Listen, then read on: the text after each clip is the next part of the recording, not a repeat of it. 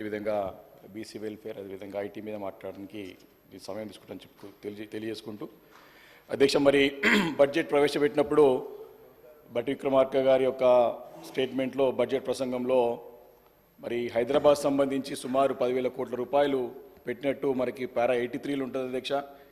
అయితే 82 పారాగ్రాఫ్లో చాలా స్పష్టంగా అన్నీ విడమరిచి గ్రేట్ హైదరాబాద్కి 3,000 కోట్లు, అదేవిధంగా మెట్రో వాటర్ వర్క్స్కి 3,380 కోట్లు, అలా ఔటర్ రింగ్ రోడ్ సంబంధించినటువంటి మెట్రో రైలు సంబంధించి 500 కోట్ల రూపాయలు, మెట్రో విస్తరణకు 500 కోట్ల రూపాయలు, ఇట్లా వగైరా అన్నీ కూడా విడమరిచి చెప్పి తర్వాత పారాగ్రాఫ్లో 10,000 కోట్లు ఇస్తున్నామని చెప్తే నేను అనుకున్న అధ్యక్ష ఈ 10,000 కోట్లు కాకుండా అదనంగా ఇన్ఫ్రాస్ట్రక్చర్ డెవలప్మెంట్ గురించి హైదరాబాద్లో ఇంకా పెద్ద ఎత్తున విస్తరించడానికి కేటాయించలేమనుకున్న అధ్యక్ష.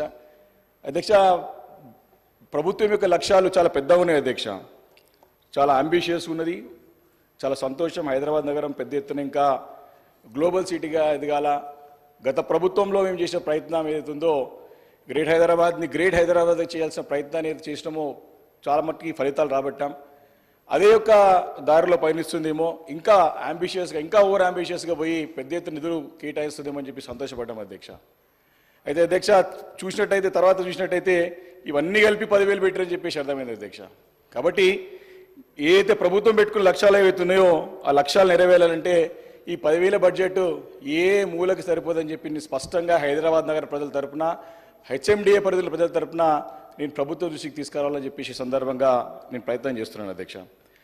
ఒకటే ఎగ్జాంపుల్, ఫస్ట్ ఒక ఉదాహరణ తీసుకోవాలంటే అధ్యక్ష, మూసీ గురించి పదే ముఖ్యమంత్రి గారు తన ఫ్లాగ్షిప్ ప్రోగ్రామ్గా చాలా సందర్భాల్లో చెప్పినటువంటి విషయాన్ని నేను సభ దృష్టికి తీసుకొస్తున్నాను అధ్యక్ష. సంతోషపడ్డాం. గతంలో కూడా మూసీ రివర్ ఫ్రంట్ కార్పొరేషన్ పెట్టి దాని ఒక సర్వేలు, డిపిఆర్ ఇవన్నీ కూడా రెడీ చేసుకొని మరి ఒక దిశగా గతంలో ప్రభుత్వం ప్రయత్నం చేసింది అధ్యక్ష. కానీ ఈసారి ముఖ్యమంత్రి గారు రేవంత్ రెడ్డి గారు తక్షణం గతంలో పెండింగ్ పడ్డది, దాన్ని నేను ప్రెస్టేజెస్ తీసుకుంటా ఉన్నాను, డెఫినెట్గా మరి ఎంత ఖర్చైనా సరే దీన్ని చేపట్టి పూర్తి చేస్తామని చెప్పినప్పుడు మరి మేము కూడా మరి బడ్జెట్లో దాని గురించి చూసినప్పుడు అధ్యక్ష మరి 1,50,000 కోట్ల ప్రాజెక్ట్కి కేవలం కేటాయించింది ఏంటంటే అధ్యక్ష 1,500 కోట్ల అధ్యక్ష, అంటే నాట్ ఈవెన్ 10%. అధ్యక్ష మనం ఒకవేళ 15,000 కోట్ల రూపాయలు ఒక ఫైనాన్షియల్ ఇయర్ అలొకేట్ చేస్తే 10 సంవత్సరాలు పడుతుంది అధ్యక్ష. మరి 1,500 కోట్ల రూపాయలు అయితే మరి ఎన్ని రోజుల్లో ఇక మూసీ యొక్క మరి పనులు, మూసీ రివర్ ఫ్రంట్ యొక్క పనులు, సుందరీకరణ పనులు ఎప్పటికీ పూర్తి అవుతాయి అని చెప్పేసి ఒక సందేహం ప్రజల్లో మరి వస్తుంది అధ్యక్ష. మరి దాన్ని తక్షణం, ఎందుకంటే ఇది ఎట్లా అయిపోయిందంటే అసలు మూసీ అభివృద్ధిపై సీఎం గారు చేసేటువంటి వ్యాఖ్యలన్నీ కూడా మూసీలో మురుగు లాంటిదేనని తేలిపోయింది అధ్యక్ష. మరి మూసీ సుందరీకరణ ప్రాజెక్టు మొత్తం వ్యయం మరి ఇంతకుముందు చెప్పినట్టుగా 1,50,000 కోట్లు అయితే మరి బడ్జెట్లో కేటాయించింది ఎంత అధ్యక్ష? ఇంతకుముందు చెప్పినట్టు 1,500 కోట్ల రూపాయలు అధ్యక్ష. మరి ఈ నిధులతో మరి ఇంత పెద్ద ఎత్తున మరి పనులు జరగాలంటే మరి ఏ రకంగా దీని నిధులు సేకరించబోతా ఉన్నారో మరి డెఫినెట్గా ముఖ్యమంత్రి గారి తరపున సమానం చెప్పేటువంటి మరి ఐటీ శాఖ మంత్రులు శ్రీధర్ బాబు గారు క్లారిటీ ఇవ్వాల్సిన అవసరం ఉంది అధ్యక్ష. 1,50,000 కోట్ల రూపాయల గురించి 1,500 కోట్ల రూపాయలు పెట్టి ఏ రకంగా, అంటే ఎన్ని రోజులు, అట్లీస్ట్ దీని డిపిఆర్, గతంలో డిపిఆర్ తీసుకుంటారా, కొత్త డిపిఆర్ తయారు చేసుకుంటారా, లేకపోతే దీని టైం ఫ్రేమ్ ఎంత, ప్రాజెక్ట్ ఎన్ని సంవత్సరాలు పూర్తి చేసుకుందాం అనుకుంటున్నారు, దాని గురించి స్పష్టత ఇవ్వాలని చెప్పేసి కోరుతాను. ఎందుకంటే ఫస్ట్ అనుమానం వచ్చింది అధ్యక్ష. కాబట్టి ఈ మూసీది బారెడు మూసీకి మూరెడు నిధులు అని చెప్పేసి కూడా ఈరోజు ప్రజలందరూ కూడా దీనిపైన చర్చ జరుగుతుంది అధ్యక్ష. అంతే కదా అధ్యక్ష, గతంలో జిహెచ్ఎంసీ గౌరవ సభ్యులు వివేకానంద గారికి స్పష్టంగా చెప్పదలుచుకున్నాము. ఈ మూసీ నదికి సంబంధించిన డెవలప్మెంట్కి సంబంధించిన కార్పొరేషన్ ఏర్పాటుకు, దాని తదుపరి ఏ విధంగా డెవలప్ చేయాలి, దాన్ని ఏ విధంగా ఒక ఎకనామిక్ గ్రోత్ ఇంజన్ చేయాలనే ఒక అంశంతో గౌరవ ముఖ్యమంత్రి గారు ప్రధాన దృష్టి పెట్టడం జరిగింది. నాకు వివేకానంద గారికి నేను ఇంతకుముందు పూర్వకం కూడా బీజేపీ సభ్యులు ఫ్లోర్ లీడర్ గారు కూడా బయట మాట్లాడటం జరిగింది. 1,50,000 కోట్లని అసలు ఏ ప్రతిపాదక మీద వారు చెప్తా ఉన్నారో మాకైతే తెలియదు అధ్యక్ష ప్రభుత్వానికి. ఇది 1,50,000 కోట్ల అనే అంశం మొత్తం గ్రేటర్ హైదరాబాద్కు సంబంధించిన కార్పొరేషన్కు సంబంధించిన అభివృద్ధి విషయంలో చెప్పడం జరిగింది. దానికి క్లారిటీ ఇస్తూ ఉన్నాము. సో ఈరోజు 1,500 పెట్టాము. ఈరోజు మీ అభిప్రాయాలు తెలియజేయండి. డెఫినెట్లీ మీది మాది అంతా కూడా ఈ గ్రేటర్ హైదరాబాద్ను డెవలప్ చేయాలనే ఉద్దేశంతో పోతా ఉన్నప్పుడు ఈరోజు 1,50,000లో ఈ సంవత్సరం 1,500 పెట్టారు. ఎన్ని సంవత్సరాలు పడతాయి? Don't worry about it. మేము పూర్తి స్థాయిలో మొదటి 5 సంవత్సరాల కాలంలోనే మేము అనుకున్నది లక్ష్యాన్ని సాధిస్తాము. దాని తదుపరి ఈరోజు don't come to a conclusion sir. ఇప్పుడు నేనేమంటున్నాను, మీరు ఇచ్చే సలహాలు ఇవ్వండి. ఓ మంచి ఆలోచన చేస్తామన్నారు, మంచి సలహాలు ఇవ్వండి. ఈ విధంగా చేస్తే బాగుంటుంది. మీరు అంటా ఉన్నారు గ్రేటర్ హైదరాబాద్కు సంబంధించి ఈరోజు మనం గ్రేట్ హైదరాబాద్గా చేయాలి. అంటే గ్రేటెస్ట్ హైదరాబాద్ చేద్దాం. కానీ సలహా సూచనలు ఇవ్వండి. మాకేవి బేషిజాలు లేవు. మీరు చెప్పండి. మీ మంచి సలహాలను తప్పకుండా స్వీకరించే ఆలోచన కూడా ఉంది. థ్యాంక్ యూ అధ్యక్ష. ఈ అట్లీస్ట్ ఒక డౌట్ అనేది క్లారిఫై. ఎందుకంటే ప్రజలందరూ కూడా 1,50,000 కోట్ల రూపాయలని చెప్పేసి సాక్షాత్ ముఖ్యమంత్రి గారే ఓపెన్ మీటింగ్ షేర్లింగంపల్లిలో గతంలో కట్టిన ఫ్లైఓవర్ ఓపెనింగ్లో ముఖ్యమంత్రి గారు ఓపెన్ స్టేట్మెంట్ ఇచ్చారు. కాబట్టి దాన్ని దృష్టిలో పెట్టుకుని అడగడం జరిగింది అధ్యక్ష. అయినా సరే సభ ముందుకి డిపిఆర్ని మరి పెట్టి ఎప్పటిలో టైం ఫ్రేమ్, ఆ డిపిఆర్తో పాటు టైం ఫ్రేమ్ ఎన్ని రోజులకు పూర్తి చేస్తుంటారు, దాని యాక్చువల్ ప్రాజెక్ట్ కాస్ట్ ఎంత, మరి జాయికాను కూడా సంప్రదించినట్టు చూశాం, కేంద్ర ప్రభుత్వాన్ని కూడా సంప్రదించి చూశాం. కానీ అక్కడ సహకారం లభించలేదని తెలిసింది. కాబట్టి అన్ని కూడా వివరాలు చెప్పాల్సిన అవసరం ఉందని చెప్పేసి డిపిఆర్ సభ ముందు పెట్టమని నేను రిక్వెస్ట్ చేస్తున్నాను అధ్యక్ష. ఇంకొకటి కూడా గతంలో జిహెచ్ఎంసీలు, ఎందుకంటే యాజ్ ఏ అక్కడ పబ్లిక్ రిప్రజెంటేటివ్గా దగ్గర అంటే గ్రామ పంచాయతీ నుంచి కార్పొరేషన్ వరకు అక్కడ ఉన్న ఒక పౌరుడిగా అనేక సమస్యలు మరి ఎదుర్కొని ఒకటొకటి పరిష్కరించుకుని ముందు వచ్చిన తరుణంలో గత ప్రభుత్వము అధ్యక్ష ముఖ్యంగా ఈ వర్షపు నీళ్ళు అధ్యక్ష, చిన్న వర్షం కురిస్తే పెద్ద ఎత్తున ఈ లోతట్టు ప్రాంతాలమంతా జలమయం అయిపోయి చాలా ఇబ్బందికర పరిస్థితులు అధ్యక్ష. 2020లో మీకు తెలుసు హైదరాబాద్ నగరం అంతా కూడా అతలకుతలం అయిపోయి చాలా ప్రాంతాలన్నీ కూడా జలమయం అయిపోయి చాలా తీవ్రమైన ఆస్తి నష్టం, ప్రాణ నష్టం జరిగిన సంగతి మనందరం కూడా చూసాం అధ్యక్ష. ఆ రోజు కేంద్రం నుంచి రూపాయి సాయం దొరకలేదు అధ్యక్ష.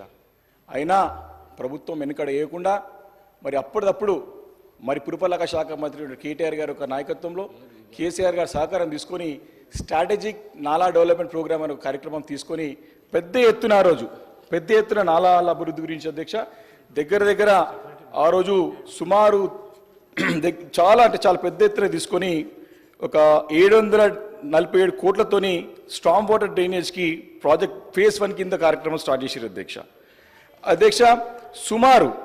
సుమారు దగ్గర ఆ వర్క్లో పూర్తి చేసింది చాలా మటుకే అధ్యక్ష. దగ్గర ఒక ఎన్ని వర్క్స్ పూర్తి చేసుకున్నామంటే మీకు చెప్పాలా, చాలా చోట్ల వర్క్స్ పూర్తి చేసుకున్నాం అధ్యక్ష ఆ రోజు అన్ని జోన్లలో అధ్యక్ష. కానీ ఆ ఫస్ట్ ఫేజ్ కింద స్టార్ట్ చేసినటువంటి స్ట్రాటజిక్ నాలా డెవలప్మెంట్ ప్రోగ్రామ్స్ అవుతున్నాయి అధ్యక్ష. మరి దాంట్లో మొదటి ఫేజ్ కింద కొన్ని పనులు మిగిలిపోయినాయి అధ్యక్ష. మరి కొత్త ప్రభుత్వం వచ్చిన తర్వాత ఆ పనులన్నీ కూడా ముందుకు నడవకుండా ఇబ్బందికరమైన పరిస్థితి ఉంది అధ్యక్ష.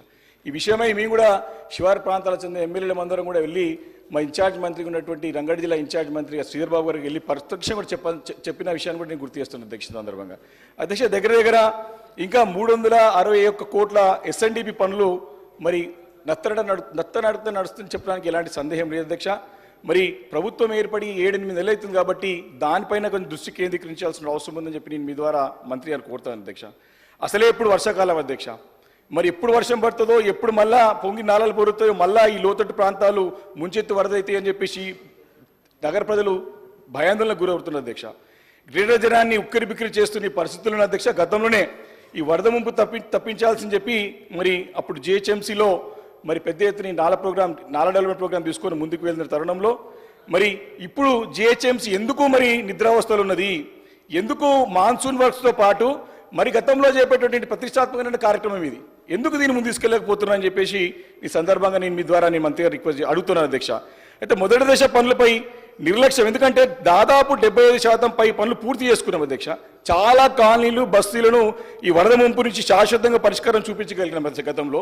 మరి డిసెంబర్లో వచ్చింది కొత్త ప్రభుత్వం, సరే 6 నెలల వరకు మనం ఓపికతో ఉండాలి, కొంచెం పేషెన్స్ ఉండాలి కాబట్టి అన్ని రోజులు ఆగి మరి ఈ సమస్యని కూడా మరి మంత్రి గారి దృష్టికి తీసుకెళ్ళిన సంగతి గుర్తు చేస్తున్నారు అధ్యక్ష ఈ యొక్క ఎస్ఎన్డిపి నుంచి మా కుత్బులాపూర్ నియోజకవర్గంలో కోల్నాల నుండి అధ్యక్ష పలు కాలనీలు బస్తీలని మునిపోతుండే కానీ నాలా పనులు పూర్తి చేసుకున్న తర్వాత అవన్నీ కూడా ముంపు నుంచి బయటపడ్డాయి అధ్యక్ష.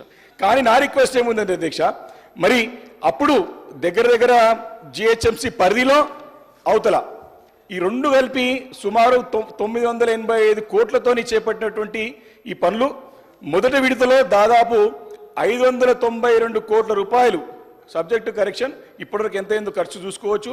దగ్గర 592.68 క్రోర్స్తోని 39 చోట్ల పనులు గతంలో పూర్తి చేసుకోగలిగినాం అధ్యక్ష. కానీ అధ్యక్ష ఇప్పుడు 3 ఇంతకుముందు చెప్పినట్టుగా 321 కోట్లతోని 17 చోట్ల పనులు పెండింగ్లో ఉన్నాయి అధ్యక్ష. కాబట్టి ఈ 17 ప్రాంతాల్లో డేంజర్ జోన్లో ఉన్నాయి. దయచేసి చాలా serious issue, need of the hour, వర్షాకాలం ఇది, దయచేసి దీనిపైన దృష్టి కేంద్రీకరించి పనులు పూర్తయ్యే విధంగా మీరు చర్యలు తీసుకోవాలని చెప్పేసి మీ ద్వారా కోరుతాను అధ్యక్ష. ముఖ్యంగా ఇంకోటి అధ్యక్ష, కొన్ని లీగల్ కాంప్లికేషన్స్ వచ్చి కొన్ని పెండింగ్ పడ్డాయి. ముఖ్యంగా లంగరౌజ్, కోమడికుంట, మీర్పేట్, తలాబ్, బడంగ్పేట్లో న్యాయపరమైన చుక్కులతో ఈ పనులు నిలిచిపోయాయి అధ్యక్ష. కాబట్టి మళ్ళీ రిపీట్ చేస్తున్న అధ్యక్ష, కొన్ని లీగల్ ఇష్యూస్తోని లంగరౌజ్, కోమడికుంట, మీర్పేట్, తలాబ్, బడంగ్పేట్లలో మరి యొక్క లీగల్ ఇష్యూస్ వచ్చేసి పనులు ఆగిపోయినాయి. ఖచ్చితంగా ఈ యొక్క ఎస్ఎన్డిపి పనులను నిర్ణీత వ్యవధిలో పూర్తి చేయాల్సినటువంటి బాధ్యత మరి ఖచ్చితంగా ఈ కొత్త ప్రభుత్వం వచ్చింది కాబట్టి, ఇప్పుడు కొత్తది కాదు, ఆల్మోస్ట్ ఆల్ హనీమూన్ పీరియడ్ అయిపోయింది కాబట్టి బాధ్యత తీసుకొని త్వరగా పూర్తి చేయాలని చెప్పేసి నేను మీ ద్వారా కోరుతాను అధ్యక్ష. ముఖ్యంగా ఈ యొక్క ఎస్ఎన్డిపి ఇది కూడా అధ్యక్ష, ఇంకా మనకి సెకండ్ ఫేజ్లో కూడా, ఎందుకంటే ఇది ఎవర్ ఎండింగ్ ఇష్యూ అధ్యక్ష. ఈ నాళాలన్నీ కూడా గతంలో మనకు తెలుసు, ఈ గొలుసు కట్టు చెరువుల నుంచి ఉన్నటువంటి నాళాలు కాబట్టి ఈ నాళాలకు డ్రాయింగ్ లేవు కాబట్టి నాళాలు కొన్ని కబ్జాలు అయిపోయినాయి, కొన్ని చిన్న ఉన్నాయి. వాటన్నింటినీ కూడా పునరుద్ధరించాలని చెప్పేసి చేసే ప్రయత్నంలో భాగంగానే ఓల్డ్ సిటీలో కూడా చాలా సందర్భంలో ఎంఐఎం సభ్యులు చెప్తా ఉంటాయి, చాలా చోట్ల ప్రజాప్రతినిధులు ముంగడి నిలబడి నాళాలు క్లీన్ చేసుకొని పెద్ద ఎత్తున వర్షం నీళ్ళు ముప్పు కాకుండా ప్రయత్నం చేసి మొదటి ఫేజ్ కింద మరి సుమారు 980 కోట్లతోని పనులు ప్రతిపాదించి పనులు జరుగుతాయని అధ్యక్ష. నేను రిక్వెస్ట్ చేస్తా ఉన్నా, ఈ బడ్జెట్లో ఈ యొక్క ప్రసంగంలో ఎక్కడ కూడా ఈ స్ట్రాటజిక్ నేషనల్ డెవలప్మెంట్ ప్రోగ్రామ్ గురించి ఎక్కడ కూడా తెలియలేదు అధ్యక్ష. సెకండ్ ఫేజ్ ప్రపోజల్స్ కూడా ఆల్రెడీ గతంలోనే జిహెచ్ఎంసీ ప్రపోజల్ రెడీ చేసి పెట్టింది అధ్యక్ష. వాటికి 2141 కోట్ల రూపాయలు అవసరం ఉన్నది అధ్యక్ష.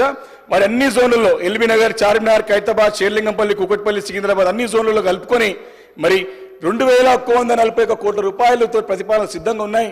ప్రభుత్వము దీన్ని ఎక్కడ కూడా దీంట్లో మెన్షన్ చేయలేదు. దిస్ ఈజ్ వెరీ ప్రెస్టీజియస్ కాదు అధ్యక్ష, ఇది అవసరం, నీడ్. లేకపోతే వరద ముంపుకి మళ్ళీ అన్ని కూడా ఇళ్లలో వచ్చి చాలా మటుకి నష్టం జరిగే ప్రమాదం ఉందని చెప్పేసి ఈ సందర్భంగా మనం చేస్తాను అధ్యక్ష.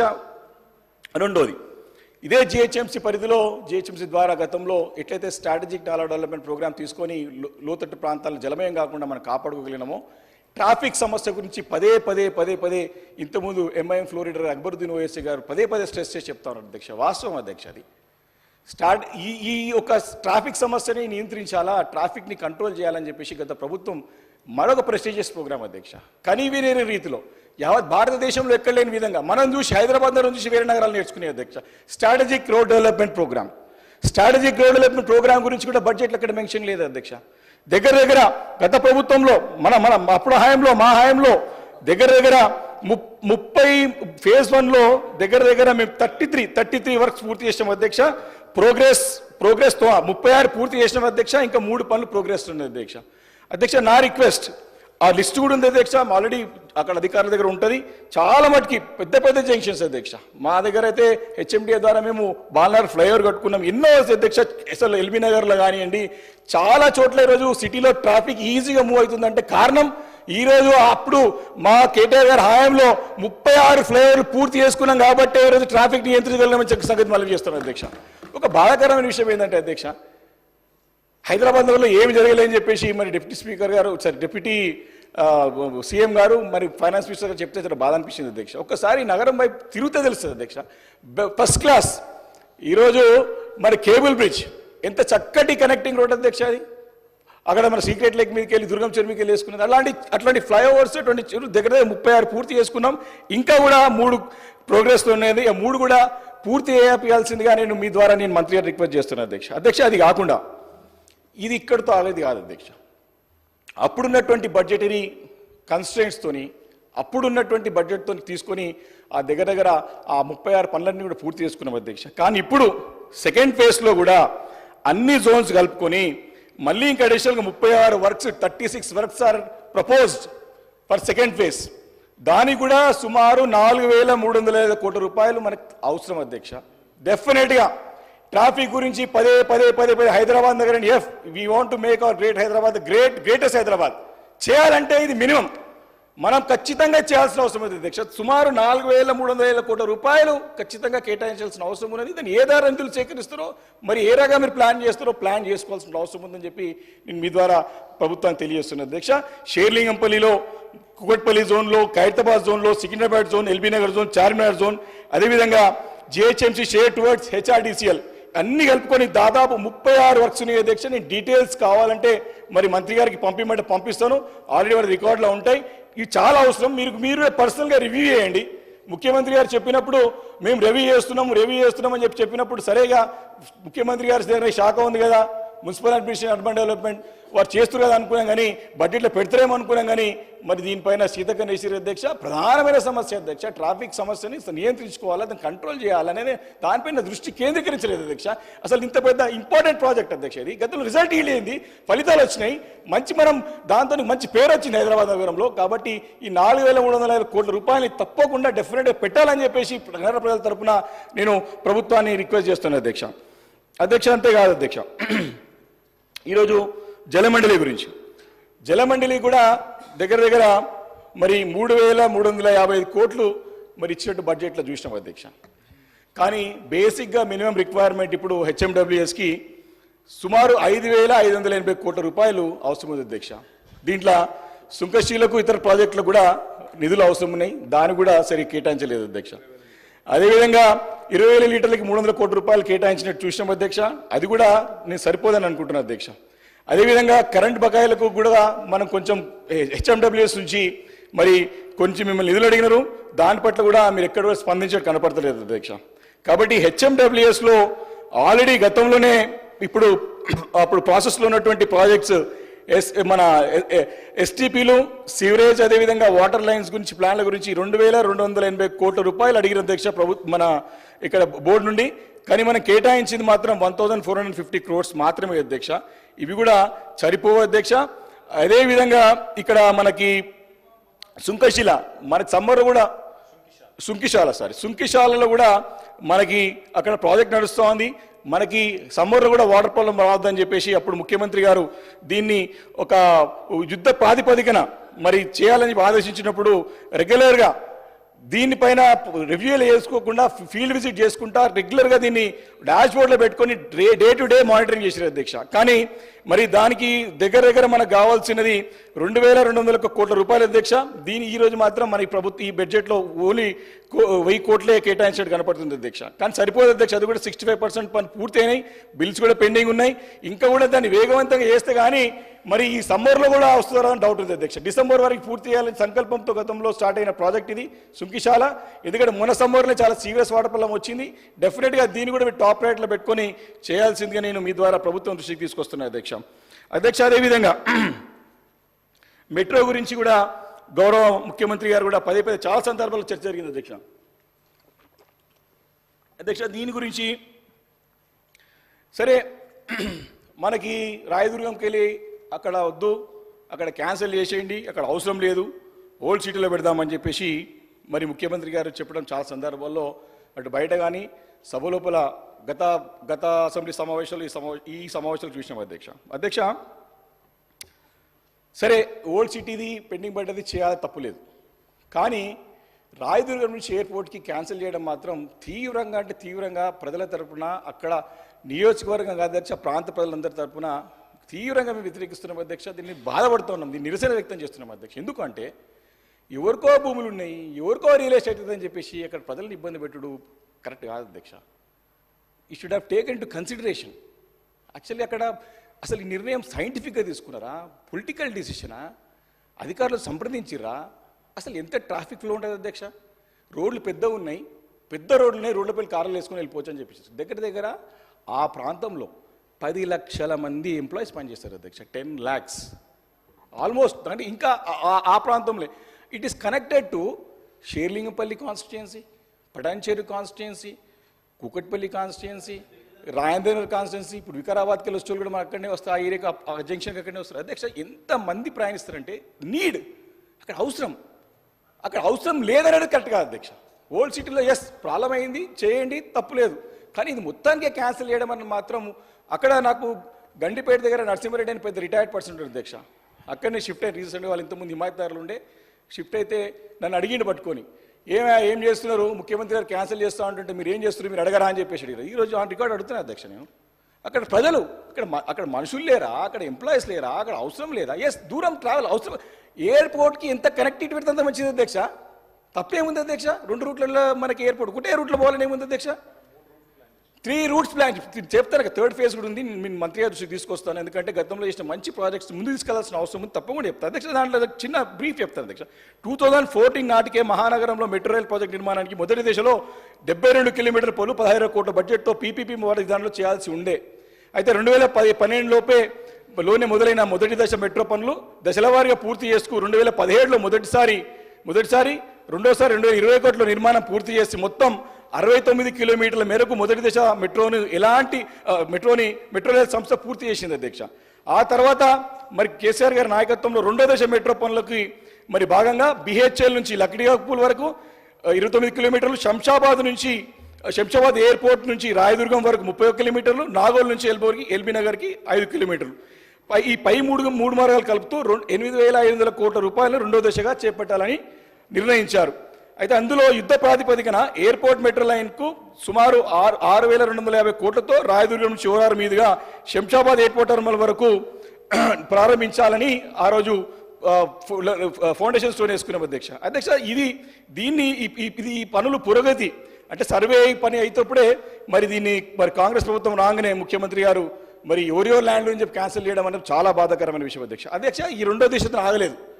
ఫ్యూచర్ అవసరాలను దృష్టిలో పెట్టుకొని 3వ దశ మెట్రోకి ఔటర్ రింగ్ రోడ్ చుట్టూ 3rd ఫేజ్ గురించి ఔటర్ రింగ్ రోడ్ చుట్టూ 134 కిలోమీటర్స్, అదేవిధంగా శంషాబాద్ నుంచి షాద్ నగర్ వరకు, అదేవిధంగా మియాపూర్ నుంచి సంగారెడ్డి వరకు, ఎల్బీ నగర్ నుంచి పెద్దంపరపేట వరకు, జేపీఎస్ నుంచి షామీర్పేట వరకు, పారడైజ్ నుంచి మేడ్చల్ కండ్లకోయ వరకు మొత్తం 200 కిలోమీటర్ల పైగా మెట్రో మార్గాన్ని విస్తరించాలని చెప్పేసి ఆ రోజు గౌరవ పెద్దలు కేసీఆర్ గారు ప్రభుత్వం అందరూ ఆలోచన చేసి నిర్ణయించుకున్నారు అధ్యక్ష.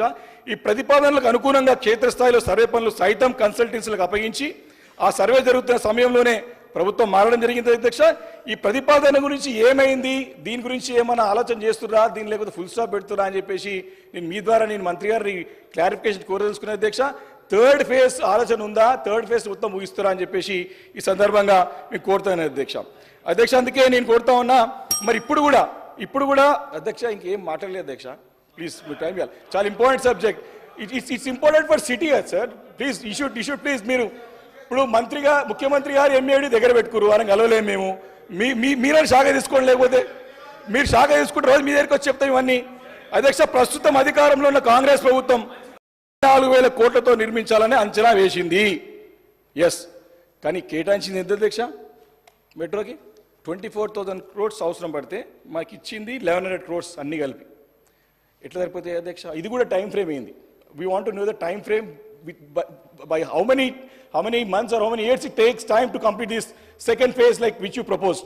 దీని గురించి క్లారిఫై చేయాల్సిందిగా నేను సందర్భంగా మంత్రి గారు కోరుతాను అధ్యక్ష. ఈ సందర్భం కూడా కోరదలుచుకున్నాను అధ్యక్ష. ముఖ్యమంత్రి గారు గతంలో ఎన్నికల్లో ప్రచారానికి వచ్చినప్పుడు కుత్బుల్లాపూర్ నియోజకవర్గం వచ్చిండు అధ్యక్ష. ఖచ్చితంగా మీ ప్రభుత్వం వచ్చిన తర్వాత కుత్బుల్లాపూర్ నియోజకవర్గం మెట్రో తీసుకొస్తామని చెప్పేసి మాట చేయడం జరిగింది అధ్యక్ష. వారు కొత్త తీసుకొచ్చడమే కానీ 3వ దశ ఏమైంది ఇంకా అర్థమవుతలేదు అధ్యక్ష. దీంట్లో ఒక చిన్నది మా ప్రజలందరూ ఒకటే చెప్తారు అధ్యక్ష. గతంలో వారు మొన్నటి వారికి కూడా ముఖ్యమంత్రి అయ్యే ముందు రోజు వరకు కూడా మాకు పార్లమెంట్ సభ్యులే వారు. మల్కాజిగిరి పార్లమెంట్కి మా అన్ని కాన్స్టిట్యున్సీస్కి వారు ఎంపీ. అయితే పదే ఒక మాట చెప్తారు అధ్యక్ష. వారు కేసీఆర్ గారు మహబూబ్నగర్కి వచ్చిర్రు, ముఖ్యమంత్రి అయిన తర్వాత మాకు సీతకన్నేషుడు పట్టించుకోలేదు అని చెప్పేసి పదే చెప్తారు అధ్యక్ష. అయితే అధ్యక్ష రేవంత్ రెడ్డి గారు మొదలు చంపేయండి అధ్యక్ష మా పార్లమెంట్లో. అయితే అంతకుముందు కొడంగల్ నుంచి తిరస్కరించబడ్డాడు, అక్కడ ప్రజలు ఆదరించలేదు, అక్కడ ఆశీర్వదించలేదు. ఇక్కడ వచ్చిన తర్వాత మా దగ్గర మల్కాజ్గిరి పార్లమెంట్లో కుత్బుల్లాపూర్ నియోజకవర్గానికి కూకట్పల్లి అందరూ ప్రజలు సరే వారు ఆశీర్వదించి వారిని ఎంపీ చేశారు అధ్యక్ష. అంటే కష్టకాలంలో వారిని ఆదుకున్నారు మా ప్రజలు. అధ్యక్ష, వారు ముఖ్యమంత్రి కాగానే కొడంగల్కేమో 1000 కోట్ల రూపాయలు పెట్టుకుంటారు అధ్యక్ష. మేమేం పాపం చేసామో అధ్యక్ష, వారి కష్టకాలంలో మా ప్రజలను ఆదుకున్న వారిని మా ప్రాజెక్టులు ఇవ్వాల్సింది వారు తీసేసేట్టు అధ్యక్ష. మా దగ్గర north corridor is highest in demand. North corridor highest in demand for metro. తప్పకుండా మెట్రోని ఇవ్వాల్సిందిగా మేము కోరుతున్నాం అధ్యక్ష. చాలా మంది ఆల్రెడీ ఉద్యమాలు నడుస్తూ ఉన్నాయి, కార్యక్రమాలు నడుస్తూ ఉన్నాయి. మా ఎంపీ గారు అంటే ఎక్కడ ఎంపీ బాబు ఆయన సీఎం అయిపోయాడు, మా ఎంపీ గల సీఎం ఎడగలుస్తున్నాం అని చెప్పినాం అధ్యక్ష. ప్రజలు కోరుతున్నారు, డిమాండ్ ఉంది అధ్యక్ష. దీన్ని తక్షణం చేపట్టాలని చెప్పేసి మీద డిమాండ్ చేస్తున్నారు అధ్యక్ష. రెండోది అధ్యక్ష, elevated corridors. Elevated corridors sir ఇప్పుడే వివేకానంద గారికి 40 నిమిషాలు అయింది సార్. 40 minutes అయిపోయింది. 45 minutes అయింది. మా రాజేందర్ రెడ్డి గారు మీరు చెప్పిన పూర్తి స్థాయిలో అనుగుణంగా వారు 12 నిమిషాలకు కంప్లీట్ చేశారు. దయచేసి వివేకానంద గారిని కోరుతా ఉన్నాను కంప్లీట్ చేయమని. మరి ఈరోజు గౌరవ ముఖ్యమంత్రి, రాష్ట్రానికి ముఖ్యమంత్రి గారు అధ్యక్ష, ఆనాడు ప్రతిపక్ష సభ్యుడిగా పార్లమెంట్ సభ్యుడిగా ఉండే, ఈరోజు మల్కాజిగిరి కానీ మిగతా 16 నియోజకవర్గాలకు సంబంధించి పార్లమెంటు నియోజకవర్గాలకు సంబంధించి కూడా ముఖ్యమంత్రిగా ఉన్నారు. అందరి నియోజకవర్గాలపై కూడా సమాన దృష్టితో అభివృద్ధి సంక్షేమ కార్యక్రమాలు చేపడతారు.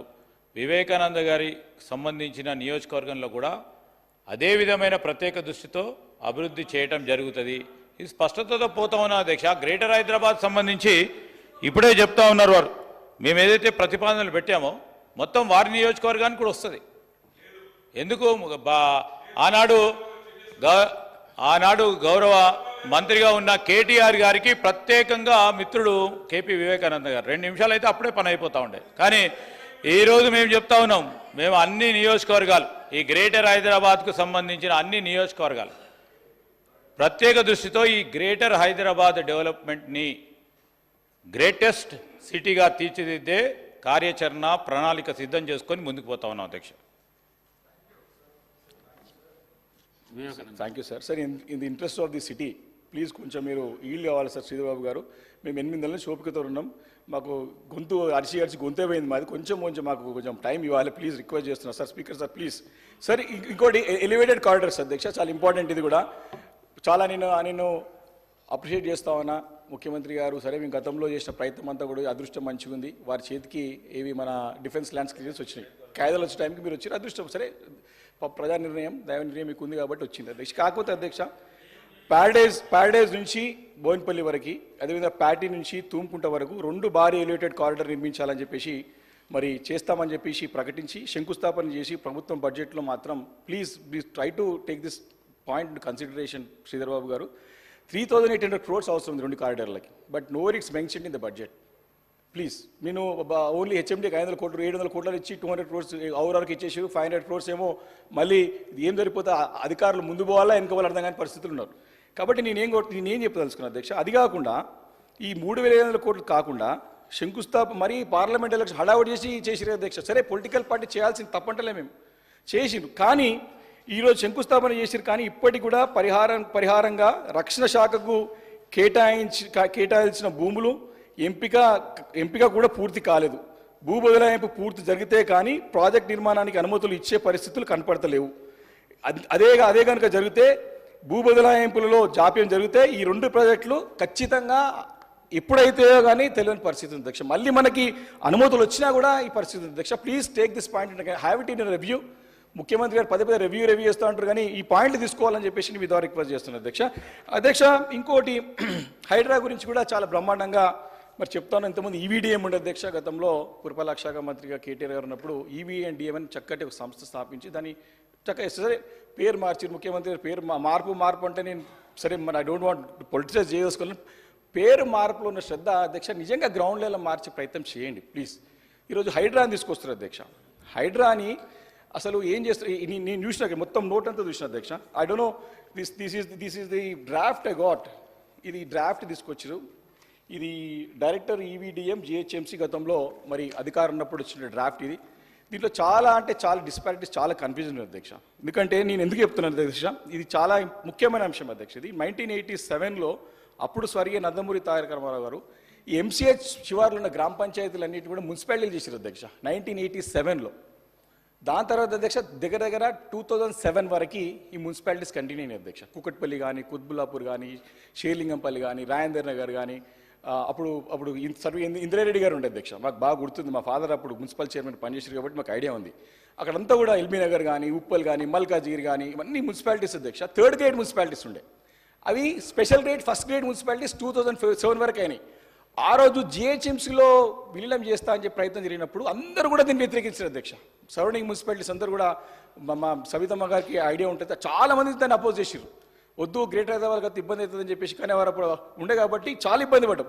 2007లో జిహెచ్ఎంసీ అయిన తర్వాత అధ్యక్ష 2016 వరకు ప్రజలు నరకయాతన అనుభవించారు అధ్యక్ష. ఏ చిన్న పని కావాలన్నా గ్రేటర్ హైదరాబాద్, ఇక్కడ హైదరాబాద్ ఆఫీస్కి రావాల్సిన అవసరం ఉండే.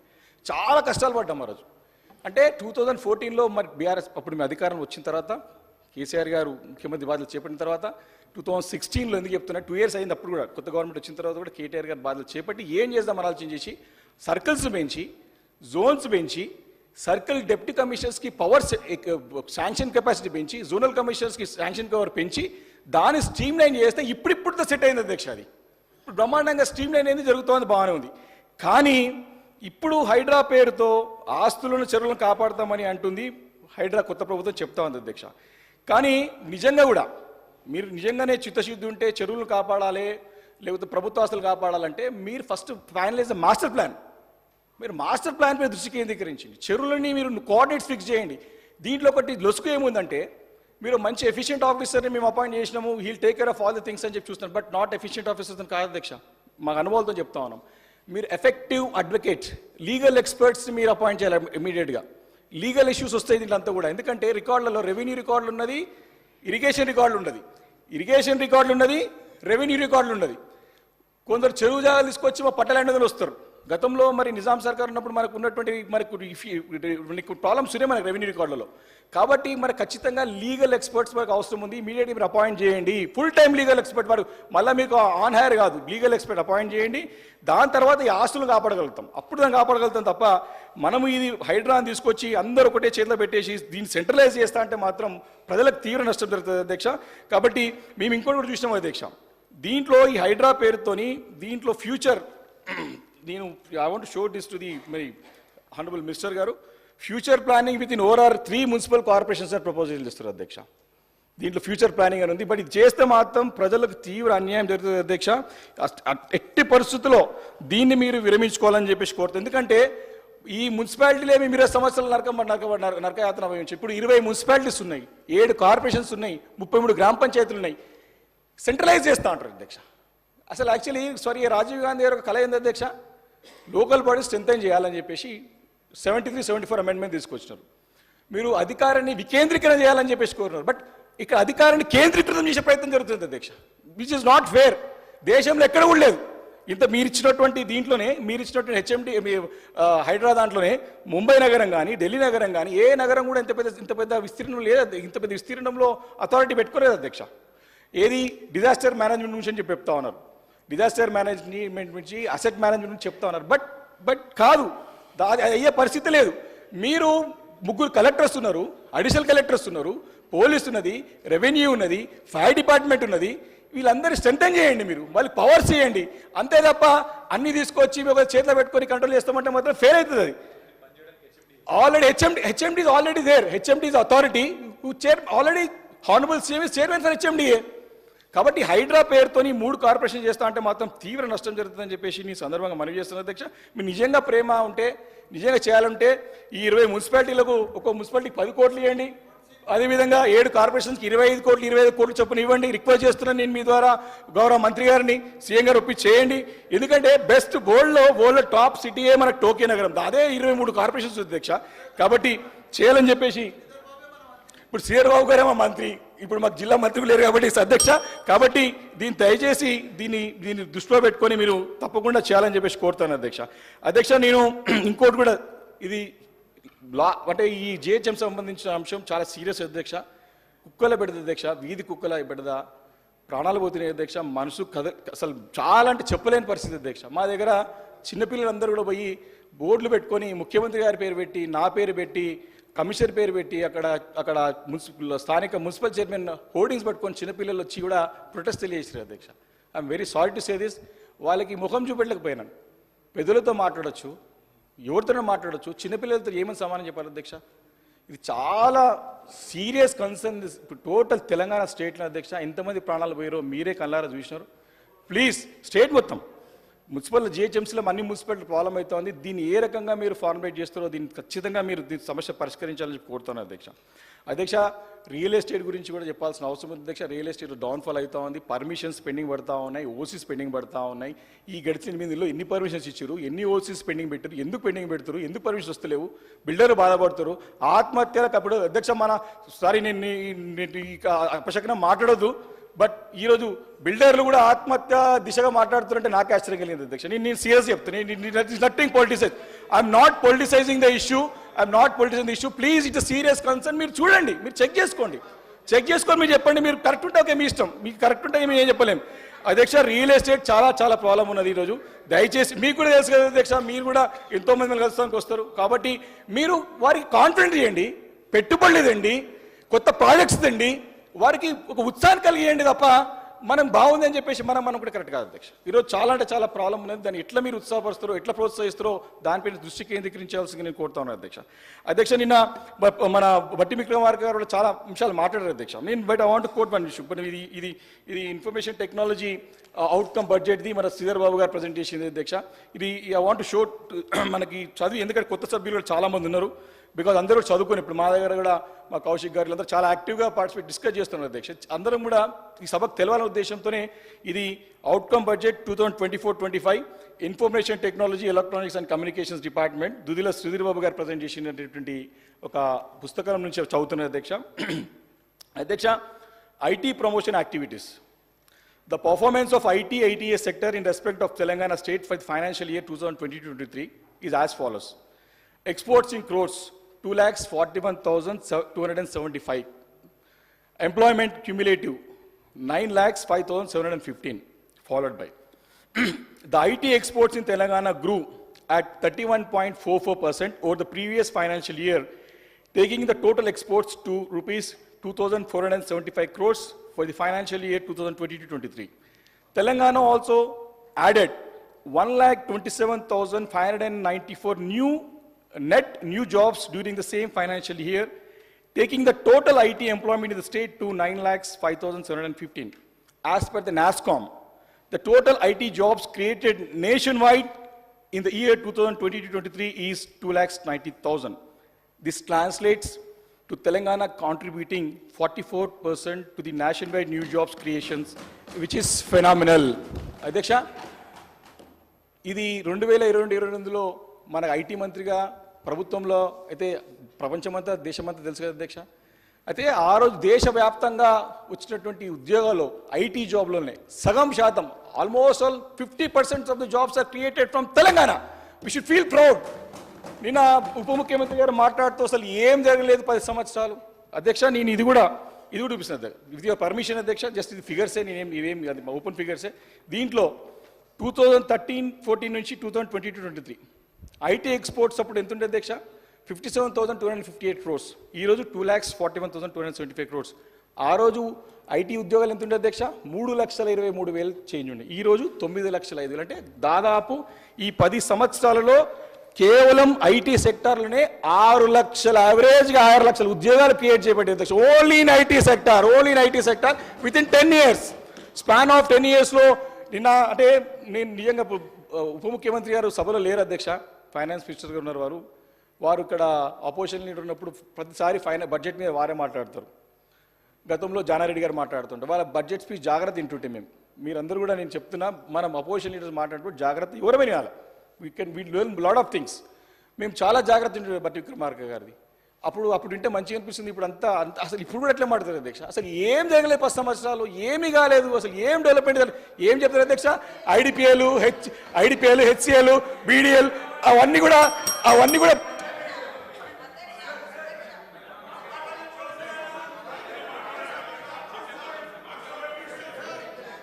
సార్ నేనేమంటున్నా సార్, ఎప్పుడో 40 years బ్యాక్ మూతపడినటువంటి ఇన్స్టిట్యూషన్ 40 సంవత్సరాల క్రితం ఐడిపిఎల్ బంద్ అయిపోయింది అధ్యక్ష.